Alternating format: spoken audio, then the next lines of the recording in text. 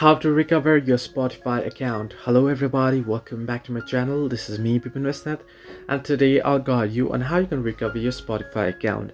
Unfortunately, I won't be able to show it to you because if I try and head over to the login page here, the screen will just turn blank, so it's useless.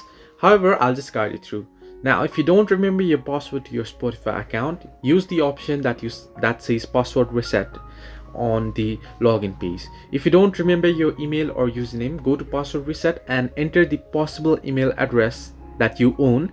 And when you enter an email address that you had registered to your Spotify account, then you'll get the password reset email to your mailbox of the same account, and you can go ahead and use the link to reset your password and recover your account.